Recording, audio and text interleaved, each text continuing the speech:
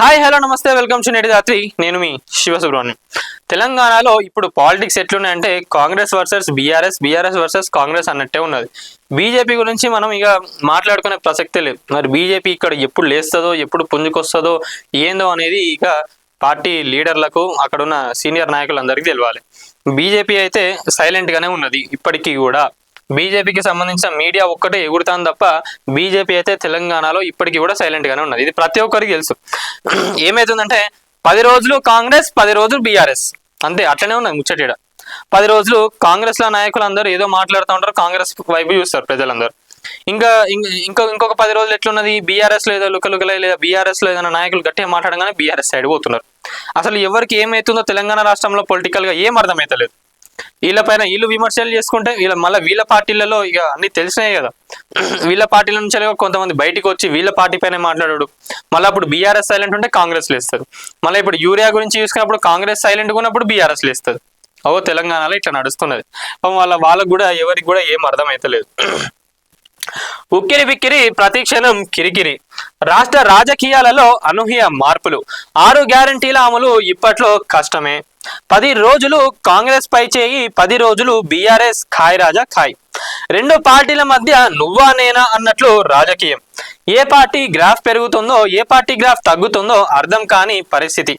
కేసులు తెర మీదకు రాగానే బీఆర్ఎస్ సైలెంట్ అయిపోతుంది. ఇక కేసుల గురించి మాట్లాడినప్పుడు బీఆర్ఎస్ సైలెంట్ అయిపోతుంది. ఇక కాంగ్రెస్ లేస్తుంది ఇక ఏడికాడికి. విపత్తులు రాగానే బీఆర్ఎస్ లో జోష్. ఇక విపత్తులు అదంటున్నారు, యూరియా గురించి కానివ్వండి, ఇంకా వేరే ఇష్యూస్ ఏమన్నా మన బీసీ రిజర్వేషన్స్ కి కానివ్వండి, ఇంకా సో కాంగ్రెస్ తీసుకున్న గ్యారంటీల ఇష్యూలు ఏవి వచ్చినా కూడా కాంగ్రెస్ సైలెంట్ అయిపోతుంది. ఇక బీఆర్ఎస్ వాళ్ళు ఎగురుతా ఉంటారు ఇక 10 రోజులు. అదే అంటున్నా కదా, ఒక రోజు వీళ్ళు ఒక రోజు వాళ్ళది. కాయ రాజా కాయ అన్నట్టే ఉన్నది ఇలా కథ అంతా. రెండు పార్టీలకు బీసీ నినాదం తలనొప్పి. కవిత ఎపిసోడ్ బీఆర్ఎస్ ను వెంటాడుతోంది. స్థానిక సంస్థల ఎన్నికలు కాంగ్రెస్ ను తరుముతున్నాయి. నిజంగా అసలు సొంత పార్టీల నుంచి వెళ్ళి అట్లా వచ్చి ఎవరికి చేసినా కూడా డ్యామేజ్ సొంత పార్టీకే ఉంటుంది. మరి దాన్ని ఎందుకు ఇప్పటికీ కూడా క్లియర్ చేసుకోలేకపోతున్నారో బీఆర్ఎస్ పార్టీ కూడా అర్థమైతలేదు. మరి కాంగ్రెస్ తీసుకుంటే స్థానిక సంస్థల ఎలక్షన్స్, ఇంకా రేవంత్ రెడ్డి గారు మినిస్ట్రీస్ అన్ని కూడా రేవంత్ రెడ్డి గారి దగ్గరనే పెట్టుకున్నారు. మరి 2 సంవత్సరాలు అవుతుంది. ఏడుంది డెవలప్మెంట్? కొన్ని ఏంటంటే హైదరాబాద్ లో కూడా స్టార్టింగ్ లో చాలా ఇబ్బందులు అవుతాయని చెప్పి బీఆర్ఎస్ ఎగిరింది. మరి ఈ రోజు వర్షాలకు హైదరాబాద్ మొత్తం కొట్టుకోబోతున్నప్పుడు బీఆర్ఎస్ సైలెంట్ అయింది, కాంగ్రెస్ లేస్తున్నది. హైదరాబాద్ ఇచ్చింది ఇందుకే, హైదరాబాద్ వల్ల ఇన్ని మంచి పనులు అవుతున్నాయని. ఈ రోజు బతుకమ్మ కుంట ఏదైతే ఉందో దాన్ని మొత్తం కూడా పునరుద్ధరీకరణ చేసిండ్రు. ఎంత మంచిగా ఉంది ఇప్పుడు చూసుకుంటా అంటే. బీఆర్ఎస్ హయాంలో మరి అక్కడ ఉన్న కబ్జాదారులందరూ దాన్ని కబ్జా చేసి ఆగం చేసినారు కదా. ఇప్పుడు బీఆర్ఎస్ వాళ్ళు మాట్లాడతలేరు, కాంగ్రెస్ వాళ్ళది పై చేయి ఉన్నది. ఒక్కొక్క సిచ్యువేషన్స్ లో ఒక్కొక్కలా ఉంది. పొలిటికల్ గా ఎవరు కూడా అనలైజ్ చేయలేకపోతున్నారు. ఏది వస్తుంది ఇప్పుడు ఎలక్షన్లు పెట్టినా కూడా బీఆర్ఎస్ వస్తుందా కాంగ్రెస్ వస్తుందా చెప్పలేనట్టు ఉన్నది పరిస్థితి. ఇంకా ఆలస్యం అయితే మొదటికే మోసమే. బీజేపీ మౌనవ్రతమే. అంతే, ఇక జిప్ ఇట్లా క్లోజ్ చేసేసుకొని మౌనవ్రతమే ఇస్తుంది బీజేపీ. గ్రూప్ 1 మీద నోరు విప్పింది లేదు, ఎరువుల మీద ప్రశ్నించింది లేదు, కాంగ్రెస్ చేస్తున్న ఎదురుదాడికి సైతం సమాధానం చెప్పే పరిస్థితి లేదు. బీజేపీ గురించి మనం మాట్లాడుకునేది. కాంగ్రెస్ ను దోషిగా చూపించే ధైర్యం లేదు, బీఆర్ఎస్ మీద నోరు పారేసుకోవడం తప్ప మరేం చేయడం లేదు, ఎరువులు బురద రుద్దుకునేందుకు సిద్ధంగా లేదు. మరి ఎరువులు ఏడికెళ్ళి రావాలి, సెంట్రల్ నుంచి రావాలి కదా. మరి దాని గురించి కూడా మాట్లాడింది ఏది లేదు. మొన్న ఒక ఎమ్మెల్యే కూడా మిర్యాలగూడ ఎమ్మెల్యే అనుకుంటా ఏం చేసిండంటే, వాళ్ళ అబ్బాయి పెళ్లి ఉంటే మిర్యాలగూడ ఎమ్మెల్యేనే వాళ్ళ అబ్బాయి పెళ్లి రిసెప్షన్ క్యాన్సిల్ చేసుకొని 2 కోట్లు రైతులకు అంటే రేవంత్ రెడ్డి గారికి ఇచ్చిన అన్నట్టు. ఈ యూరియా ఏదైతే రైతులు ఇబ్బంది పడుతున్నారో వాళ్ళందరికీ యూరియా ఇవ్వాలని చెప్పి రిసెప్షన్ క్యాన్సిల్ చేసుకొని 2 crores చెక్ ఏదైతే ఉందో రేవంత్ రెడ్డి గారికి ఇచ్చారు రైతులందరికీ యూరియా ఇవ్వమని. సో ఇది నడుస్తున్నది. మరి బీజేపీని ప్రశ్నించినప్పుడు కూడా సెంట్రల్ నుంచి ఏమొస్తలేదని కాంగ్రెస్ వాళ్ళు చెప్పుడు, బీఆర్ఎస్ వాళ్ళు దానికి సంబంధించి ధర్నాలు చేసినప్పుడు ఏమవుతుంది, మళ్ళీ వీళ్ళ కేసు టాపిక్ రాగానే బీఆర్ఎస్ వాళ్ళు సైలెంట్ అయిపోతున్నారు, కాంగ్రెస్ వాళ్ళు లేస్తున్నారు. చిన్న చిన్న ఇష్యూస్ రాగానే దీన్ని పక్కన పెట్టేస్తున్నారు జనాలైనా మీడియా అయినా కూడా ఎట్లా అయిపోయిందంటే, కొత్త టాపిక్ రాగానే అది ట్రెండింగ్ లోకి వస్తుంది, పాతది పక్కన పెట్టేస్తున్నారు.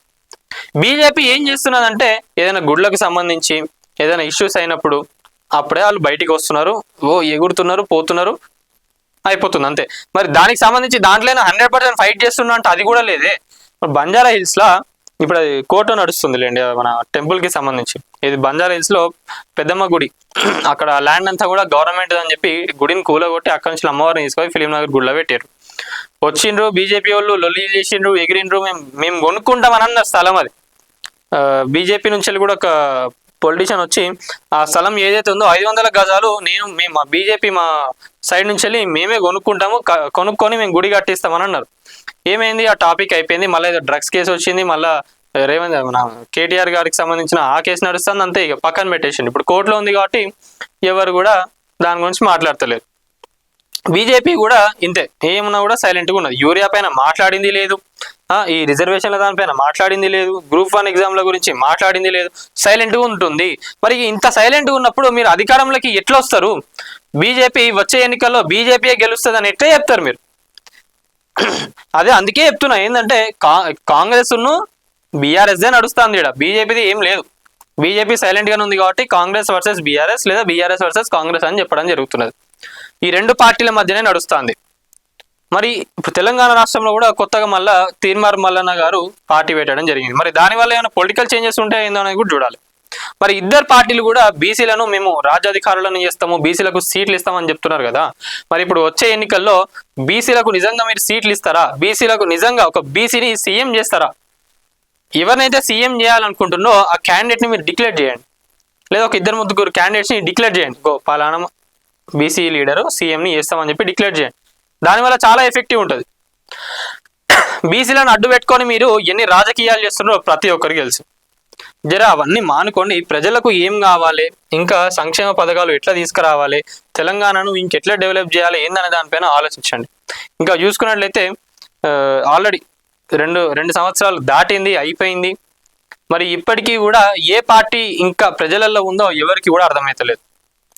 మరి దీనిపైన కూడా ఇంకా క్లియర్గా అర్థం కావాలి. ఏంటంటే బై ఎలక్షన్ అన్న జరగాలి, స్థానిక సంస్థల ఎలక్షన్ అన్న జరగాలి, లేదా ఇప్పుడు ఎవరైతే పార్టీ మారిన ఎమ్మెల్యేలు ఉన్నారో వాళ్ళపైన వెంటనే వేటు పడితే ఆ ఎలక్షన్లలో నిజంగా అప్పుడు బీఆర్ఎస్ గెలుస్తుందా కాంగ్రెస్ గెలుస్తుందా చూస్తే అప్పుడు ఇక జనాల నాడి ఎట్లుందో ఈజీగా అర్థమైపోతుంది. ఇక మీరు ఎన్ని కేసులు వేసుకున్నా, ఎన్ని తిట్లు తిట్టుకున్నా, మీ పార్టీలో ఎన్ని అవకతవకలు జరిగినా కూడా మీరు ఇక ఏం చేసేది ఉండదు. ఈ ఒక్క ఎలక్షన్లతోని ప్రజలు ఎటువైపు ఉన్నారు ఏందనేది కూడా తెలిసిపోతుంది. అప్పుడు మీరు ఇంత కిరికిరి పడాల్సిన అవసరం లేదు, ఉక్కిరిబిక్కిరి పడాల్సిన కూడా అవసరం లేదు. ఇక మీరు అర్థమైపోతుంది ఏ పార్టీ అధికారంలోకి వస్తుందని. ఇక దాన్ని బట్టి ఇక మీరు పొలిటికల్ స్ట్రాటజీస్ ఏముంటాయో దాన్ని మీరు బిల్డ్ చేసుకోవడానికి ప్రయత్నించండి, అంతే. సో వీడియో చూస్తున్న వాళ్ళు ఎవరైతే ఉన్నారో ప్రతి ఒక్కరు వీడియోని లైక్ చేయండి, షేర్ చేయండి, కామెంట్ చేయండి. అట్లనే ఛానల్ని సబ్స్క్రైబ్ చేసుకొని వాళ్ళు ఎవరైతే ఉన్నారో ప్రతి ఒక్కరు కూడా ఛానల్ని సబ్స్క్రైబ్ చేసుకోండి. Thank you.